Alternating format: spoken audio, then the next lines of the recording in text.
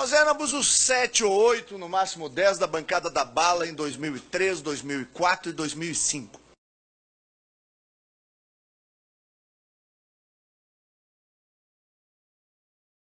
Quando o famigerado Estatuto de Desarmamento, porque era um projeto de poder que o PT tinha, junto com o Foro de São Paulo, para a América Latina, e precisava desarmar a população. Uma grande rede de televisão entrou junto nessa conversa, sabe lá por que interesse.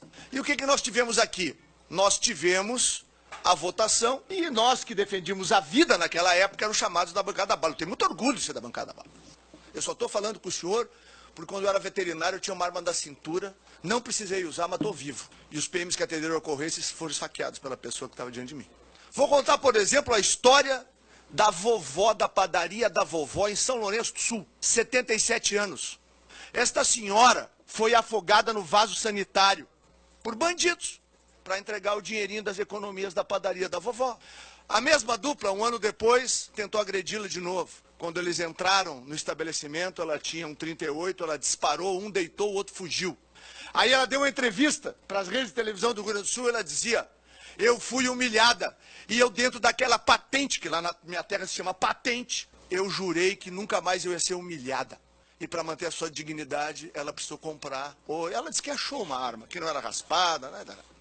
O senhor sabe o que equivale um homem de 1,80 m, 20 anos, e um homem de 1,60 m e 80 anos? Só uma arma. Não tem outra coisa que os iguale. E aí, houve um ministro no governo Lula, que já é falecido, Dr. Márcio Tomás Bastos, que após o governo brasileiro, que governo não, a sociedade brasileira pagou o referendo. Lá no Rio Grande Amado, 87,3% da população que votou pelo direito à manutenção do direito de ter armas. No Brasil, 63,4%. Ministro, nenhum presidente no Brasil foi eleito com esse número de votos. E o que fez o ministro Márcio Tomás Bastos? Chamou as ONGs, mas equivocadamente a assessoria chamou uma que era do nosso campo. E a palavra do ministro, quando abriu a reunião, é: perdemos o referendo e não esperávamos.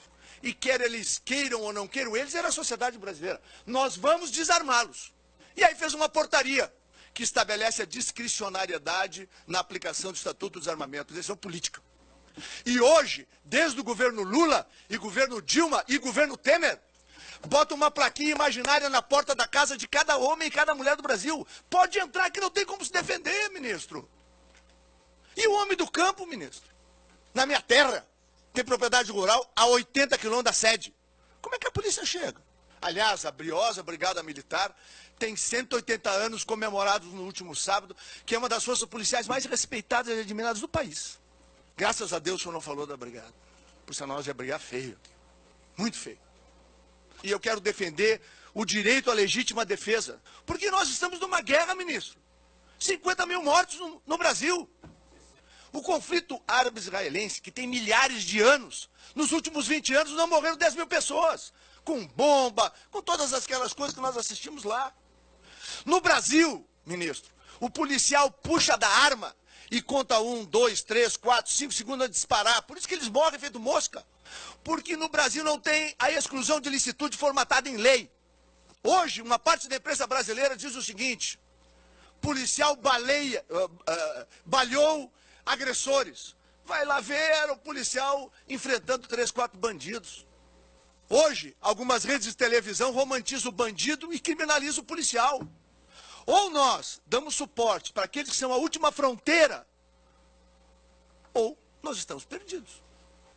Por isso, ministro, que eu falo que a decisão é política, sua e do seu governo. Porque, ao tirar a discricionariedade, o cidadão cumpriu os requisitos legais. Eu não estou abrindo mão de nenhum requisito legal. Fez teste psicológico, ele provou conhecimento de legislação, ele provou habilidade para usar arma, ok. Ele tem o direito à posse responsável e o efetivo porte. Eu tenho porte, eu me submeto como qualquer cidadão. Porque eu fiz uma escolha. Eu morro lutando. Na minha casa ninguém toca nos meus filhos. E este é um direito inalienável. O Brasil, que votou por 64% para manter esse direito, tinha 3% da população brasileira armada. 3%. Naquela época, era 11,5 milhões de armas registradas no Brasil legalmente. Sabe quantas são hoje, ministro? Nos dados que eu recebi do seu ministério, 600 mil. Foram devolvidas nas campanhas de desarmamento em torno de mais ou menos 1,5 milhão de armas, ou um pouco mais, um pouco menos do que isso. Vamos deixar no razoável que tem 9 milhões de famílias no Brasil hoje que tem uma arma dentro de casa. Se o bandido entrar, ela atira no bandido. Ou atira para cima, espanta na propriedade rural. Sabe o que acontece? O bandido vai embora e fica livre. E sabe quem é que a polícia tem que prender? O dono da casa, a dona da casa, a vovó. Porque ela tem porte legal de arma, crime inafiançável. Isso é um absurdo, ministro. Um Estado que não nos dá segurança, um Estado que desprestigia suas polícias, que recebe dinheiro do povo para dar segurança e não dá. Esse Estado ainda lhe tira um mecanismo de defesa. Isso é profundamente injusto, isso é inaceitável. Foram ouvir a população brasileira. E a população brasileira disse, não, nós queremos manter o direito. E aí o que fazem as autoridades do Brasil? Sonegam, roubam, sequestram o direito do cidadão de se defender. Por favor, ministro, revise a possibilidade de fazer o conveniamento com a Secretaria de Estado, Segurança dos Estados, para concessão de posse e porte. Qual é o problema?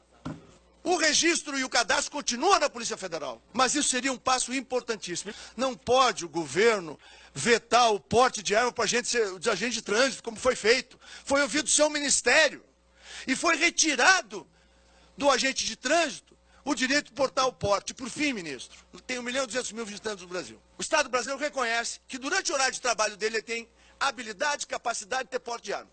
Aí ele tem a arma privada dele, registro direitinho.